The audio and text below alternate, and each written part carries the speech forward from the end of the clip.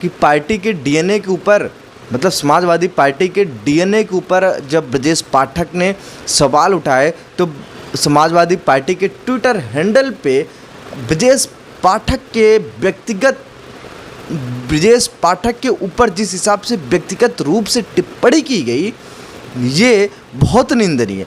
इसी का जवाब देते हुए उत्तर प्रदेश के उप मुख्यमंत्री ब्रजेश पाठक ने बहुत ही सटीक जवाब दिया अखिलेश यादव के ऊपर। अखिलेश यादव को बहुत सटीक जवाब दिया और जो ब्रजेश पाठक के ऊपर टिप्पणी हुई है इसको देखते हुए बीजेपी के जितने बड़े नेता थे, चाहे मुख्यमंत्री योगी आदित्यनाथ हो, चाहे प्रदेश अध्यक्ष हों, उसके बाद हमारे जल शक्ति मंत्री स्वतंत्र देव सिंह जी हों, सभी ने अखिलेश यादव और उनकी पार्टी के ऊपर ज़बरदस्त प्रहार किया। आइए बताते हैं ब्रजेश पाठक ने क्या प्रहार किया, ये देखिएगा। देखिए, ब्रजेश पाठक जी ने कहा, अखिलेश यादव जी आप डीएनए के सवाल पर बहुत भड़के हुए हैं। मैंने यह क्या कह दिया कि समाजवादी पार्टी के डीएनए में खराबी है? आप आपे से उसी तरह बाहर हो गए जैसे 10 साल पहले यूपी की सत्ता से बाहर हो गए थे। आप इस बात को समझिए कि डीएनए में खराबी से हमारा मतलब किसी व्यक्ति विशेष से नहीं है, बल्कि आपकी पार्टी के राजनीतिक सोच से है। डीएनए में खराबी का मतलब ये है कि आपकी पार्टी की राजनीति की बुनियाद ही जातिवाद और तुष्टीकरण पे टिकी रही है और आज भी टिकी हुई है। समाजवादी पार्टी ने कभी सबका साथ, सबके विकास की बात ही नहीं की। आपकी प्राथमिकता ही हमेशा वोट बैंक की राजनीति रही है। नीतियों और आदर्शों से आपका दूर दूर तक लेना देना नहीं रहा। मैं आपकी पार्टी के डीएनए में खराबी के मसले को और खुलकर समझा देता हूं। मतलब ब्रजेश पाठक ने जले पर नमक छिड़क दिया। दरअसल मुस्लिम तुष्टीकरण ही आपकी राजनीति का एक केंद्रीय हिस्सा रहा है।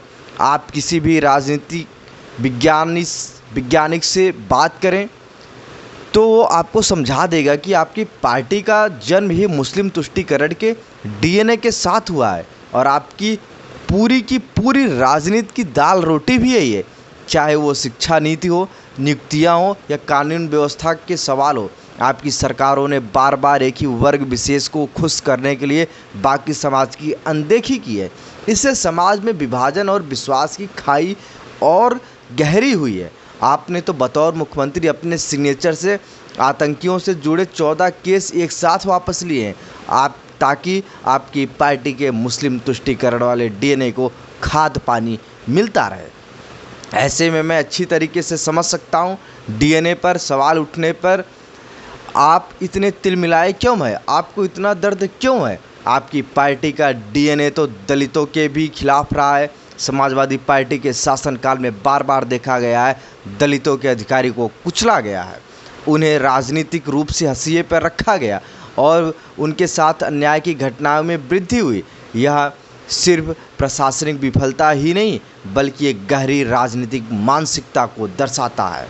अखिलेश जी, इसीलिए जब हम कहते हैं समाजवादी पार्टी के डीएनए में खराबी है तो हमारा सीधा मतलब यह पार्टी सत्ता के लिए समाज को बांटने में यकीन रखती है।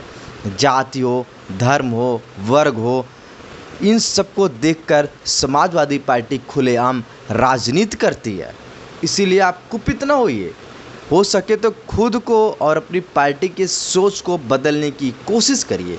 एक बात और, आपका और आपकी पार्टी का ट्विटर हैंडल जो भी चलाता है और जो भी आपको बड़े बड़े पैराग्राफ वाले बयान लिखकर भेजता है वो तो इतना नादान है कि उसने आपके ज़रिए कबूल करवा लिया कि जेपी लोहिया और राजनारायण जैसे महान नेताओं के समाजवाद को गंदी, पतित और कलुषित गलियों में तब्दील कर देने वाले ये लोग आपके अपने ही हैं। आपने खुद लिखित रूप से कबूल कर लिया। आप पार्टी स्तर पर उन लोगों को समझाएंगे।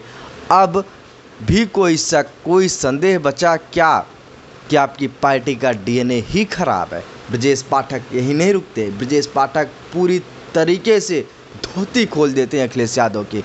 अखिलेश यादव, अंत में यही कहूँगा कि अगर आप बदल सकते हो तो खुद को बदलिए, खुद की पार्टी के डीएनए को बदलिए, खुद की पार्टी को सोच के बदलिए, वरना आज से लेकर 2027 27 तक, और उसके बाद भी आपकी अपनी पार्टी का यही डीएनए परेशान आपको करता रहेगा।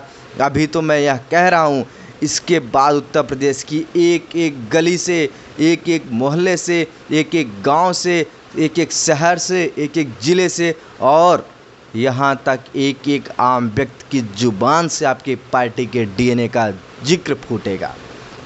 किस किस को गालियाँ देते फिरेंगे आप?